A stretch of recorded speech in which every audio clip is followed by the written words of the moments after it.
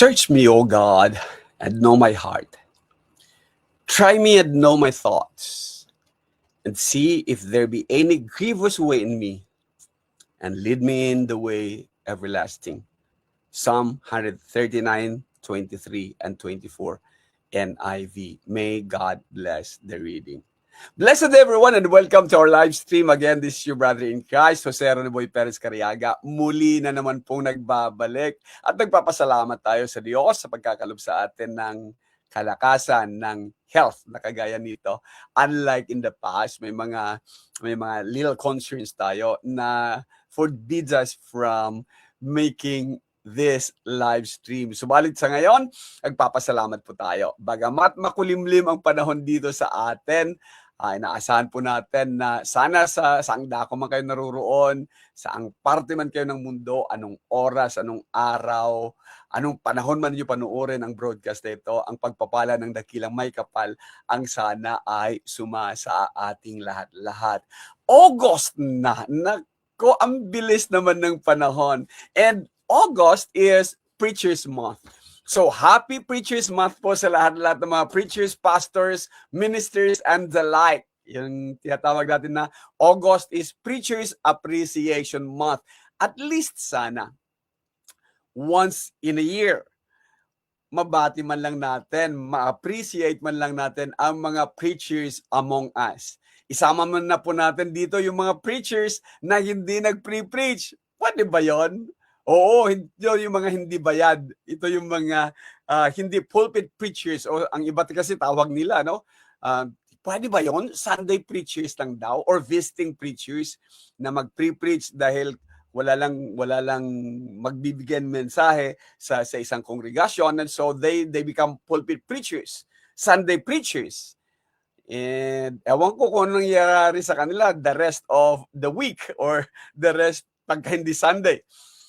So, ibig lamang po natin sabihin, these are not professional preachers na gusto nating isama dito sa ating Preachers Appreciation Month. Hindi ko po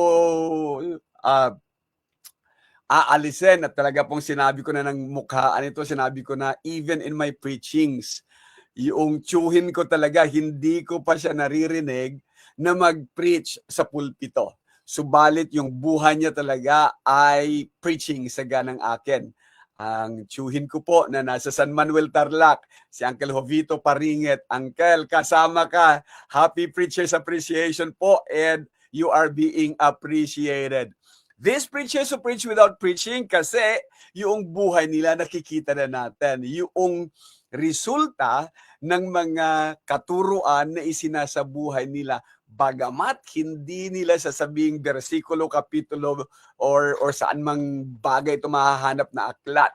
Kaya, lagi kong naaalala whenever I see preachers like them, yung kay Edgar Guest na I'd rather see a sermon na poem, na natalakay ko na sa ibang mga broadcast ko, lalo't higit mga some years back. Or, bagamat ito ay binibigay talaga nila kay St. Francis of Assisi, ang sabi nila, preach the gospel at all times, and if necessary, use words. So, preaching without preaching. Preachers who preach without preaching. Happy Preachers Month po. Nako, sa mga celebrators din ng Agosto, andyan si Doyi, sa mga pamangkin natin, no? Andyan si Doyi, andyan si Mosi on the 8th. And birthday din ng papang ko ngayong 25th ng kasalukuyan. And ang inyo pong lingkod. Kaya, so, sa lahat-lahat na magsiselebrate ng kanilang birthday for the month, maligayang bati po para sa inyong lahat-lahat. Hindi ko man maabot at hindi ko man mapagsabihan ang lahat-lahat. I-plug ko na rin po dito, pansamantala muna. Magkakaroon po ng job fair sa paaralang pinapasukan ko doon sa ISHRM or International School for Hotel and Restaurant Management.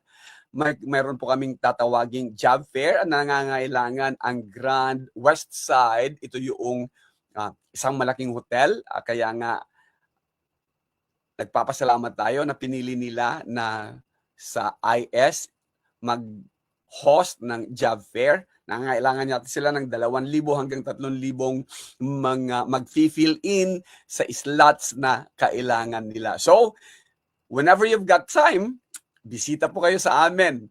And daan po kayo sa akin, kape po tayo, okay lang.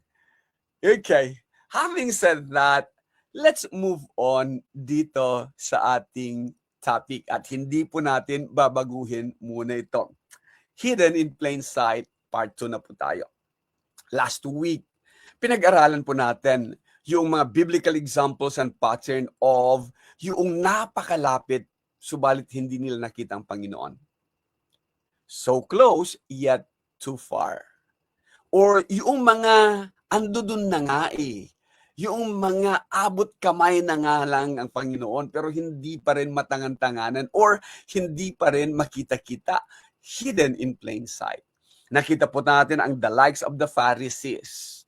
Alam nila ang mga teachings, alam nila ang mga prophecies, alam nila ang kanilang gawain kasi they are the Pharisees ones. They are the holy ones. And napaka-stricto po nito pagdating sa batas, pagdating sa mga tinatawag nating rituals. Yet, hindi nila nakita ang Panginoong Jesus. Hidden in plain sight. Nasa harapan na nila mismo. Hinihintay nilang pagdating ng Misaya. Ngunit nung dumating yung the chosen one, hindi nila matanggap because, it is not because he is hidden, but because hindi siya tumugma sa expectations nila ng Misaya. Or the rich young ruler na napag-usapan po natin at nakakatuwang mabasa na sinasabi niyang, all this I have done from my youth. And nobody argued with him, not even Jesus. Hindi nga pinahindian ni Jesus yung claim niya na yon. And then when Jesus looked at him, at dito natin makikita talaga yung word na, and he loved him. Talaga naman humanga ang Panginoong Jesus. Hindi lang humanga, kundi minahal niya ang isang taong kayang sabihin yung may katotohanan na nagsasabing ang lahat ng mga bagay-bagay na sinabi po ninyo, ginawa ko na or ginagawa ko na mula sa aking kabataan. Hirap i-claim noon.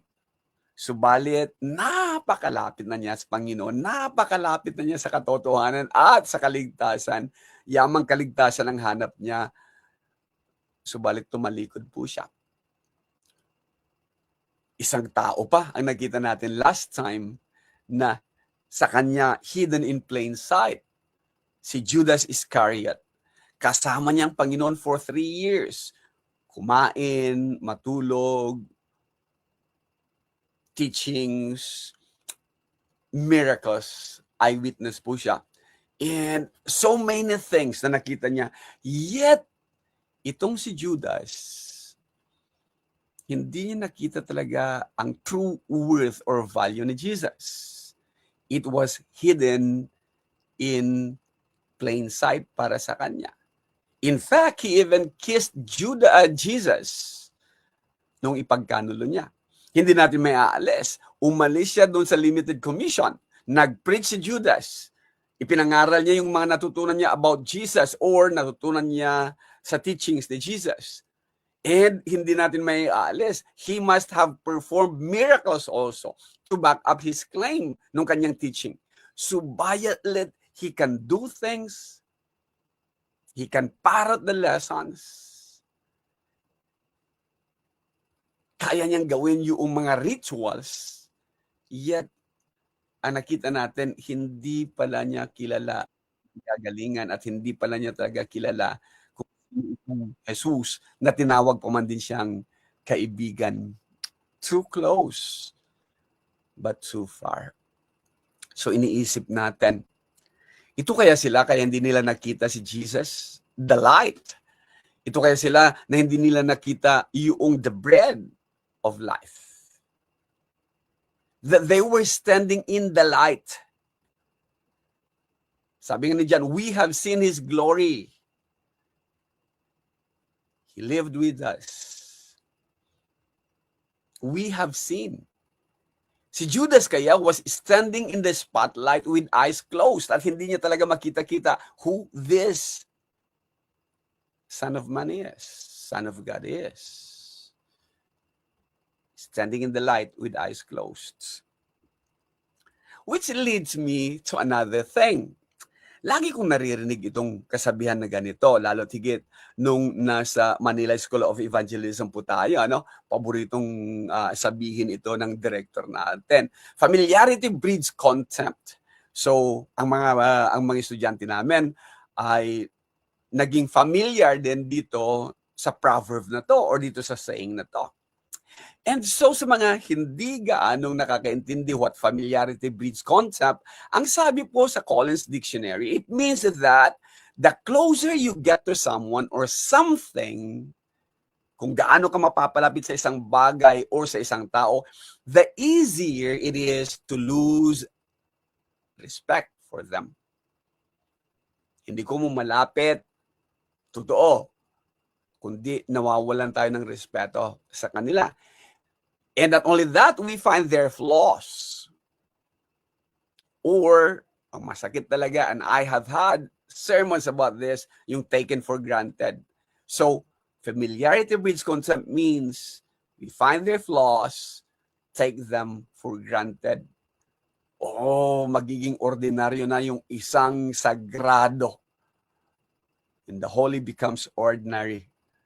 Nako, ang dami, ano?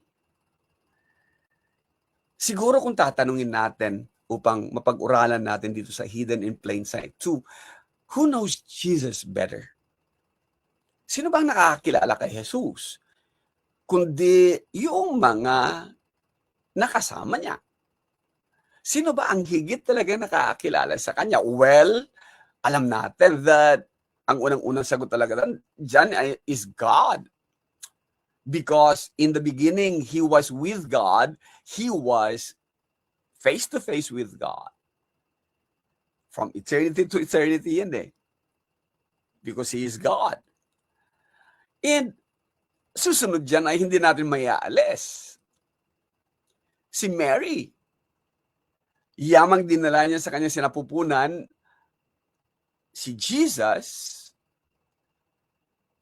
alam niya, or kilala niya, kaya ang Biblia sinabi niyang, and Mary treasured all these things in her heart. Isang bagay pa, si Joseph. Mulat-mula, napaka-righteous na tao ni Joseph. Kaya nga iniisip ko magkaminsan, habang bata siguro si Jesus, ano? Habang kalong-kalong niya si Jesus, tinitingnan siguro ng Joseph, your eyes, mata nito, ganito ba ang mata ng Diyos? O ganito ba ang ilong ng Diyos? Or ganito ba? And a lot of things. So, who knows Jesus better? Kung yung tatlo ay given, di lalo na siguro yung kanyang mga siblings, yung kanyang mga kapatid. Alam naman natin sila Judas, Joseph, si James, yung mga kapatid na babae. Sila Simon.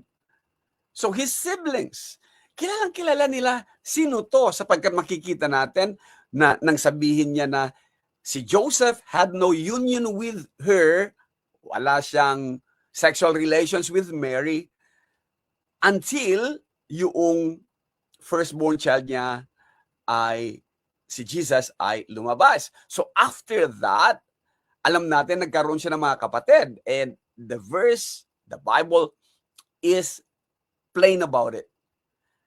Sa isang exposition o sa isang pagkikipag-usap, nakausap ko na ang Catholic Faith Defender dito na ginamit yung salitang brother, but then again, kaya natin ipaliwanag itong mga to, even from John and doon sa prophecy or even doon sa Psalm. Kaya hindi pwedeng lusutan yung brother na nag-ibig sabihin ay relative. Kasi ang sabi niya sa Psalm, anak mismo ng nanay niya. So, half siblings. O kung lumaki sila ng halos 1 taon o 2 taon lang pagitan, then they must have known Jesus more than we will ever know. Dahil sa mga bata, alam mo kung paano magkakakilala ang mga bata, ang mga magkakapatid na to. Not only that, his neighbors in Nazareth. Sino magigit na makakakilala kundi yung kapitbahay mo, ba? Yung kung sa atin sana yung pwede mong hingan ng asin or sa probinsya dati, kapag kakulang ka ng isang bagay na to, hindi ka muna pupunta ng palengke dahil malayo kami sa mga bilihan, ano? Doon ka sa kapitbahay. And I remember noong nasa bukid pa po tayo, yung mga kapitbahay namin tatakbo talaga dahil walang casa fuego or walang posporo. So pupunta sa bahay at may dala-dala silang kahoy, no? And then yung kahoy na yun ipagpapalit nila doon sa sugnod ba sa Binisaya. Yung apoy na nandoon sa kalan kasi nga kahoy ang gamit natin. And then iuwi nila yon kasi wala silang posporo. So we know them. So sa panahon ni Jesus, itong mga to, kilalang-kilala nila si Jesus. May patunay ba tayo? Andi dito po ang mga patunay natin. Marcos Kabanatang 6, talatang 3. At sinabi ng kanyang mga kapitbahay, ng mga nasa komunidad ng Nazareth, ng mga malalapit sa kanya, isn't he the carpenter? So they know him as the carpenter. So maaaring nung nawala, namatay si Joseph, bilang carpenter. Si Jesus ang pumalit na naging anluwagi doon sa lugar nila. So marunong talaga itong si Jesus because he is known to be the carpenter. And then alam din nila, the son of Mary. And alam din nila, the brother of James, Joseph, Judas, Simon. At hindi lang yun, sisters with an S, living with us, living here in this community. So alam na alam ng mga neighbors. Who knows Jesus better? These people knew him. Kasi mula ng mga bata ang mga to, nung lumalaki ang mga to, alam na alam nila ang mga to. And yet they rejected him. So para sa mga to, ito ba yung sinasabing familiarity breeds contempt? Para sa mga neighbors ni Jesus na to, ang nakikita lang nila is a carpenter. Oh, the eldest offspring of Mary and Joseph. A neighbor, a dependable son, kasi after na mamatay yung tatay, siya ang tumayong breadwinner. Siya ang tumayong man of the house. And sa mga malalapit, he's nothing but a neighbor. Sa mga kapatid, a brother. Ang nakikita lang nila kay Jesus is sino siya. Who knows Jesus better? Itong mga kasamahan niya sa Nazareth, itong mga kapatid niya, ganito pagkakakilala nila sa kanya. Yet, if you ask me, who knows Jesus better? Saglit lang nila nakasama. During his birth, the shepherds or the magi na nag-travel pa ng napakalayo at umabot talaga ng taon. Kaya nga nung hinanap nila si Jesus, hindi na siya nasa doon sa sabsaban o sa pasungan na tinatawag. Wala na siya doon. Nakakalipat-lipat na. Because, tama yung ginawa din ni Pilate, ano? Or si Herod, I should say, na 2 years down. Tagal nilang hinanap. They know who Jesus is.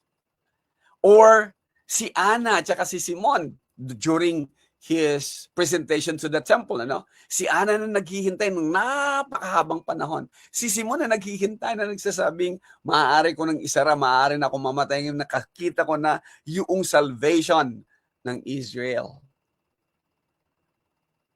Let's add more. Yung mga demonyo, di ba? Even si Beelzebub, or even yung tinatawag natin na the gathering demonia, na madami daw sila. Legion ang tawag. They know who Jesus is. They know better than this. neighbors and offsprings of Mary, or yung mga tawag nating siblings of Jesus. O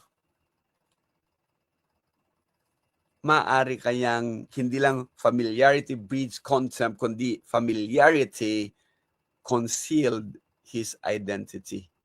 Sapagkat ang nakita lang nila, ang natandaan lang nila, yung mukha. Ang alam lang nila, ang pagkatao niya na physical. Ang na-miss nila, yung pagkatao niyang buo. They know his face. They missed his person. We move on. Who knows Jesus better? Yung siblings and neighbors niya missed it. So familiarity concealed his identity. The next one will be, ito paborito nating mga laging nakakasagutan ni Jesus.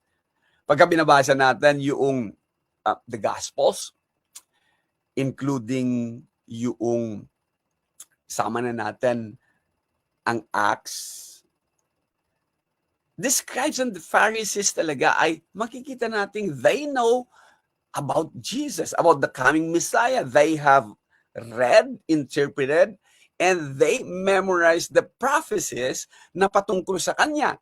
Saan manggagaling, kailan, saan, ang Kanyang genealogy, saan magmumula ito, kaninong seed ito, kaninong lahi ito. Sa 12 tribes, alam nila that it will come from Judah. Alam na alam nila saan ipapanganak. Alam na alam nila na it will be Bethlehem. At alam na alam nila yung promises that comes with the coming of the Messiah. Yet noong dumating ang Messiah, noong andito na ang Messiah, noong andito na ang chosen one, andito na ang Savior, instead of accepting him, they argued with him. Instead of worshiping him and getting to know him, they argued with him. Kaya pwede nating sabihin ito, sa Jerusalem, scholarship concealed his identity. So who knows Jesus better? Kung ang scholarship o yung theology nila, hindi na nila makita si Jesus being the Savior, si Jesus being the Son of God, si Jesus being the seed promise from the creation, si Jesus being the Prince of Peace, the King of Kings, hidden in plain sight. Hindi yung absence ni Jesus. Hindi yung pagiging vague ng mga prophecies. Only that, yung perception talaga ng mga taong ito, nung dalawang nabanggit na natin, hindi nagmamatch doon sa nakikita nila kay Jesus. Uulit-ulitin natin, ano? Familiarity breeds contempt, hidden in plain sight. Today, kung magtatanong siguro tayo, ngayon, sino ang higit na nakakakilala kay Jesus? At marami kaagad-agad ang magsasabing mga Christians daw, mga believers, kaya hindi ko sinabing Christians lang, kundi mga believers magsasabing, oh, I know Jesus. Students of the Word, yung mga nasa seminaryo, nasa mga Bible schools, nasa may pag-aaral about theology, about the Bible and things like that, magsasabing, oh, I know Jesus. O yung mga preachers, ministers, pastors, yung mga nangangaral, magsasabi talaga, oh, I know Jesus. Yet let us look at them at tingnan natin maigi, do they know Jesus? Sa isang ordinaryong mamamayan, magkaminsan isang ordinaryong tao or yung madlang people, kung tawagin ngayon sa mga bansag ng karamihan, ano? They know Jesus by name. But though they know Jesus, kaya nga magkaminsan, pagkatatanungin mo, kung babalik ang Panginoong Jesus ngayon, nang walang pagdududa, nakakasiguro ka ba na isasama ka niya sa langit? At ang marami sa mga naririnig nating mga katwiran lagi ay ganito. Or nakakasiguro ka bang maliligtas ka? Laging maririnig natin na sagot ay ganito. Basta manalangin ka lang, huwag ka lang gagawa ng masama sa kapwa mo, gawin mo lang yung mabuti, then you be safe. Nasaan si Jesus doon? Question is, nasaan si Jesus doon? Kaya, do we really know Jesus in the present? Lalo't higit naman, kaya tingnan yung maigi, it is rituals over truth. Basta tama yung rituals, tama yung sequences, tama yung mga ginagawa sa loob ng bahay, sambahan o sa mga loob ng simbahan. Tama yung isasagot. Mayroong sasabihin dyan na ito yung sagot. Salmong pangsagot. Sa mga homilies. Or sa iba naman, it is the ritual, the sacraments over truth. Or magkaminsan pwede natin sabihin, it is the tradition over truth. Ganito kasi turo ng mga lolo namin. Ganito kasi katuruan na minana namin. Tapos sasabihin wala kaming tradition within the church that you belong to. Ang iba naman ay ipagpipilitan talaga. Ito kasi ang pangalan. Gayong ang daming pangalan na binanggit patungkol sa iglesia ng Panginoong Jesus. Hindi lang po Church of Christ, disciples, followers, the way, ang dami. Ngunit magkaminsan ipagpipilitan natin yung isang pangalan lang na kapag ka hindi ganito ang pangalan ng papaluuban mong paniniwala. Kaya nagiging denominasyon. Sa halip na maintindihan na ang prinsipyo na ito ay, kaya nga, church, it is belonging to the Lord. Diba? Hindi lang ecclesia ang pwede natin gamitin. Yung church, yung pinanggalingan ng salitang church, it belongs to the Lord. Galing sa kurios. Ang iba naman, nako, sapat na sa kanila yung magsasabing, naririnig yung, I praise the Lord. Or Christian ako. It is confession over conviction. Hindi based upon truth. Kayang magsalita ng praise the Lord. Kaya nga, magkaminsan natatawa tayo, no? Masakit man na marinig talaga yung banal na aso, santong kabayo. It shows.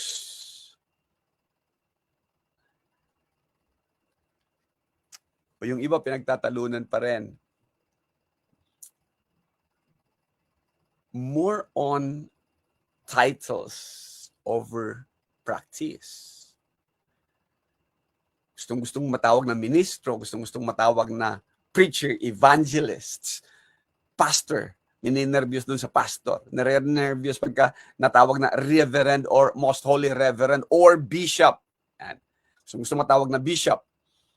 Ayan. Kapag ka ipinakita mo yung katotohanan na ganito lang ang mga ibig sabihin niyan is, nako, wala na. It does not reflect your gnosis, your knowledge, or your relation with Jesus.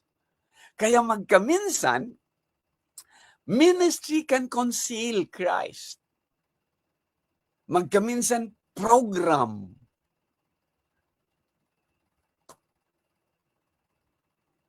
Rallies, camps, revivals, di ba? Retreats.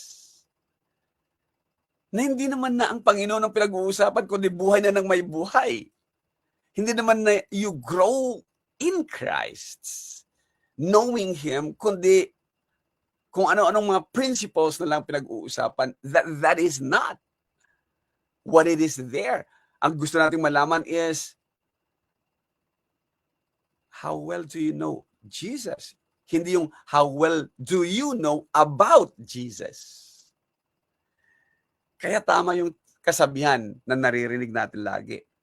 Kung hindi man many of them, most of these believers, students, preachers, pastors, ministers, bishops, priests,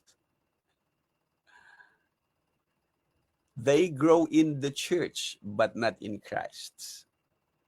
Dito na tumanda na lang sa ganitong pananampalataya, tumanda na lang sa ganitong iglesia, o tumanda na lang sa ganitong denominasyon, hindi tumanda talaga sa pagkakakilala niya kay Kristo. Sad naman yun.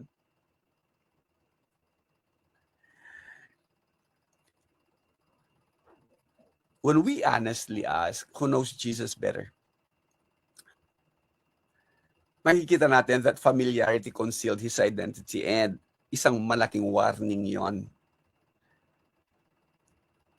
Or kagaya din ngayon, hindi lang sa Nazareth nangyayari to, familiar ang lahat-lahat about his death. So, nagiging universalist nga ang iba kasi namatay siya sa cross, so ibig sabihin ang lahat-lahat ng tao ngayon, bayad ang kasalanan, lahat-lahat na lang maliligtas. Nazareth. Familiarity concealed his identity. Hidden in plain sight. Sa Jerusalem naman, scholarship and theology concealed his identity. Sa galing ng mga scholars na to, parang panahon din natin ngayon, ano? I'm a lawyer. I finished in, yan, magyayabangan na ito ay galing sa Ateneo, UP, or galing sa ibang bansa. They know the law. They know the principles of the law. They memorize a lot of law, pero hindi nila kayang ipatupad ang law. Same thing. Karamihan sa mga maaalam din, ano? Alam nila yung nasusulat, pero hindi nila kayang isabuhay din ang nasusulat. Ganon din ngayon. Ang daming mga programs ang mga churches, ano? Yet sa mga programs, much more so sila nakafocus doon sa programa. It is about Jesus.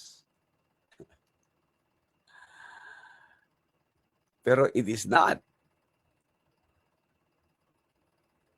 about Jesus himself. So, even ministry can conceal his true identity, hidden in plain sight.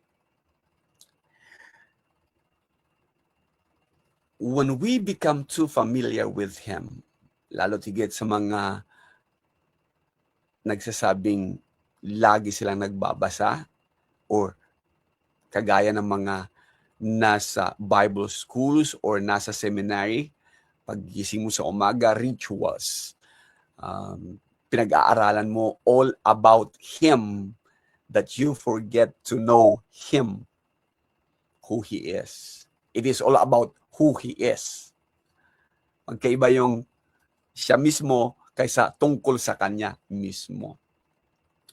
Kaya, napakagandang mabalik-balikan yung familiarity breeds contempt, wherein it means that the closer a person or someone or something gets to you, the easier it is to lose respect for them, find their flaws, or take them for granted.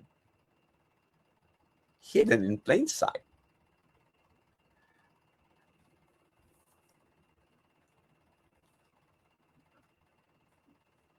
Even as I speak.